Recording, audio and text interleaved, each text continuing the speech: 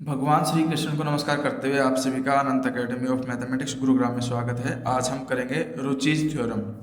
इसमें क्या है कि पहले स्टेटमेंट को समझिए क्या कह रही है। If F Z and ji Z are analytic within and on a simple close contour c, यानी कि आपके पास एक क्लोज काउंटर सी है, उसमें एफ जेड और जी जेड दोनों के दोनों एनालिटिक है, विद इन भी और ऑन द क्लोज्ड काउंटर भी, यानी कि बाउंड्री पर भी। सच डेट, और साथ में एक कंडीशन गिवन है कि जो जी जेड है उसका मैग्नीट्यूड लेस देन है एफ जेड के मैग्नीट्यूड से on C.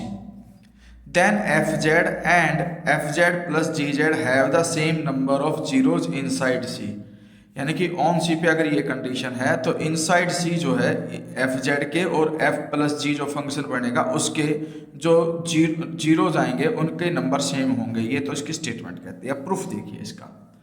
First we prove that neither f z nor f Z plus ji z, यानी कि जो एफ प्लस जी फंक्शन है has a zero on C, यानी कि ना तो एफ जेड का कोई जीरो ऑन सी है और ना ही एफ प्लस जी का कोई जीरो ऑन सी है, क्योंकि if F Z has a zero at Z is equal to a, मान लो अगर एफ जेड कोई जीरो आ जाता है किसी पर्टिकुलर पॉइंट ए पे ऑन सी पे, then f a equal to zero, तो एफ ए को मैं क्या रखूंगा जीरो।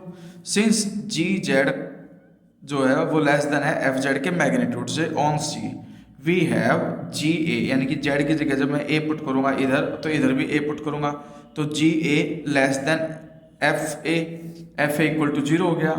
तो जो जी ए का मैग्नीट्यूड है वो लेस देन जीरो आ गया, जबकि ये पॉजिटिव क्वांटिटी है और कोई भी positive quantity less than zero नहीं हो सकती, इसलिए आप लिखोगे which is not possible, so F Z has no zero on C. Zero मान करके चले, एक इम्पॉसिबल कंडीशन आ गई, इसलिए हम कहेंगे कि has no zero on C. फिर नेक्स्ट स्टेप में हम लेके चलेंगे कि if F Z plus ji Z has a zero at Z is equal to B, यानी कि ऑन सी पे एक जीरो और आ गया बी, एफ जेड प्लस जी जेड लेकर के चले, उसके अंदर अगर मैं बी पुट कर दूंगा जेड की जगह पे तो इक्वल टू जीरो आएगा, क्योंकि जीरोस फाइंड आउट करने की कंडीशन होती है कि जो जीरो होता है अगर वो फंक्शन के अंदर पुट कर दो तो वो इक्वल टू जीरो हो जाएगा। यहाँ से एफ भी लेफ्ट में रखो, ये राइट में जाके माइनस का हो जाएगा, taking magnitude both side both are equal, क्योंकि नेगेटिव का मैग्नीट्यूड भी पॉजिटिव हो जाएगा।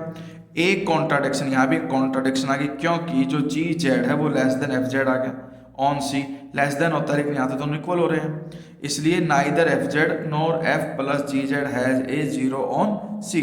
तो ये तो दोनों कंडीशन हो गई। इसके बाद हम मान करके चलेंगे कि let n and n dash be the number of zeros of f and f plus g, यानी कि जो दो फंक्शन है एफ और एफ प्लस जी दोनों ही जेड के फंक्शन है, तो उसमें एफ के तो नंबर ऑफ जीरोज है एन और एफ प्लस जी जो फंक्शन है उसके नंबर ऑफ जीरोज है एन डैश। तो यही इन्होंने लिखा है कि वे respectively inside c we have to prove that, हमें number of zero same proof करना है, इसलिए एन को एन डैश के इक्वल प्रूफ करना है। Since the functions f and f plus g both are analytic on and inside C, ये हमें क्वेश्चन में ही गिवन है कि F Z and ji Z are analytic, तो सम भी एनालिटिक होता है, तो इस तरह से दोनों एनालिटिक हो गए। तो कंडीशन ये आ जाएगी कि भाई एनालिटिक है और have no pole inside c, pole का मतलब वो पर्टिकुलर वैल्यू जिस पे आपका फंक्शन जो है नॉट डिफाइंड होता हो वो पोल का पॉइंट कहलाएगा, लेकिन एनालिटिक है तो पोल का कोई पॉइंट होगा नहीं, इसलिए ये कंडीशन मैं लिख सकता हूँ। ये हमारे पास एक कंडीशन याद रखना कि भाई 1/2 pi iota integration under the control C F dash Z, उसका डेरिवेटिव फंक्शन का डिवाइड में फंक्शन है विद रिस्पेक्ट टू जेड है, तो वो इक्वल टू क्या आएगा नंबर ऑफ जीरोज के। सेकंड केस में भी जो आपके पास एफ प्लस जी था, ऊपर तो न्यूमरेटर में डेरिवेटिव है एफ डैश प्लस जी डैश और नीचे फंक्शन है एफ प्लस जी, और जेड वेरिएबल है तो उसके फंक्शन इसलिए इंटू में जेड, मतलब ब्रैकेट में जेड लिखते चलना, ठीक है। ये हमने एन डैश मान लिया। अब हमने क्या किया, एन डैश में से एन को माइनस करूंगा तो इसमें से इसको माइनस करूंगा, 1/2 पाई आयोटा कॉमन आ जाएगा, कॉमन आ गया। ये फंक्शन पहले लिखो, माइनस में F dash Z upon F Z को लिखो, तो ये इक्वेशन 1 आ जाएगी। इस इक्वेशन को ध्यान रखना, ठीक है। अब हम इसकी वैल्यू निकालेंगे कि क्या आएगी। उसके लिए देखो, हम let us take phi Z is equal to G Z upon F Z, हमने जो फाई जेड लिया वो ये ले लिया, तो यहाँ से क्या है एफ इधर जाके मल्टीप्लाई हो जाएगा, जी जेड की वैल्यू आ जाएगी फाई इंटू एफ।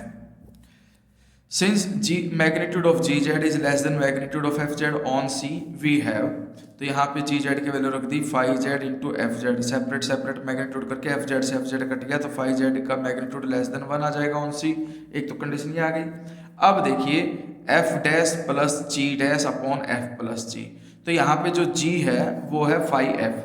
अब जी का डेरिवेटिव करोगे तो क्या आएगा, देखो five as it is, F का डेरिवेटिव एफ डैश, फिर प्लस फाइव का डेरिवेटिव फाइव डैश इंटू में एफ, यानी कि इन दोनों में प्रोडक्ट रूल आ गया, तो यहाँ पे जी डैश जो क्या आ जाएगा five into F dash plus F into five dash. ठीक है, तो ये चीज़ हमने यहाँ पर जी डैश की जगह पे ये रख दी।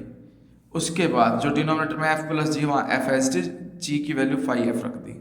फिर F dash plus five F dash में एफ डैश कॉमन आ गया, 1 प्लस 5 बचेगा, प्लस में 5 डैश एफ बचेगा। फिर डिनोमिनेटर में एफ कॉमन, ब्रैकेट में 1 प्लस 5, सेपरेट सेपरेट डिवाइड कर दो, इसको इससे डिवाइड करोगे तो कट करके एफ डैश अपॉन एफ आएगा, फिर प्लस का साइन, इसको इससे डिवाइड करोगे तो एफ कट जाएगा, 5 डैश के अपॉन में 1 प्लस 5 आ जाएगा। तो एक प्रकार से जो इसकी वैल्यू है वो ये आ गई। अब ये मैं इक्वेशन नंबर 1 में पुट कर दूंगा, यानी कि इसकी जगह पे आ जाएगा आपके पास, इसकी वैल्यू हमारे पास क्या निकल करके आई, 5 डैश डिवाइड में 1 प्लस 5, ये वैल्यू निकल करके आई है। तो हम यहाँ पर ये वैल्यू पुट कर देंगे और नेक्स्ट केस में आपके पास ये कंडीशन आ जाएगी। So equation 1 implies n dash minus n is equal to 1/2 pi iota integration c, और उसकी वैल्यू हमने रख दी 5 dash upon 1 plus 5 d z. ठीक है, इसमें 5 dash as it is, 1 plus 5 denominator में, ऊपर जाके पावर -1, और मैंने पहले भी एक बार बता चुका हूँ वीडियोज में कि इसका एक्सपेंशन क्या होता है। देखो यहाँ प्लस है यहाँ माइनस, तो पहली टर्म पॉजिटिव, फिर नेगेटिव, फिर पॉजिटिव और एक्स की पावर बढ़ती चलेगी, फिर नेगेटिव एक्स क्यूब, फिर positive x4 and so on. तो वही एक्सपेंशन हमने यहाँ पर किया, 5 को x की जगह पर रख दिया, 1 as it is -5 plus 5 square minus 5 cube and so on. ठीक है, इस तरह से कंडीशन चलती चली गई।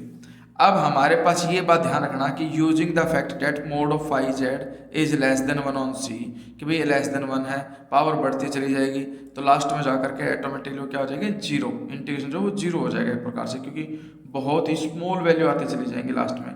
Show that the series is uniformly convergent on C and term by term integration yields the value zero, कि भी जो इंटीग्रेशन है पूरा टर्म बाई टर्म जीरो आता चला जाएगा। Hence N dash is equal to N, तो इस तरह से ये वैल्यू अगर जीरो के इक्वल आ गई तो एन डैश माइनस एन को इक्वल टू जीरो रख करके n dash is equal to n आ जाएगा, यानी कि नंबर ऑफ जीरो क्या आ गए, सेम। यही हमें इस थ्योरम में वेरीफाई करना था। ठीक है, ध्यान से करना, ये 2022 में जो कॉम्प्लेक्स एग्जाम हुआ था उसमें आई हुई है। शेयर करना और सब्सक्राइब करना ना भूलें। धन्यवाद।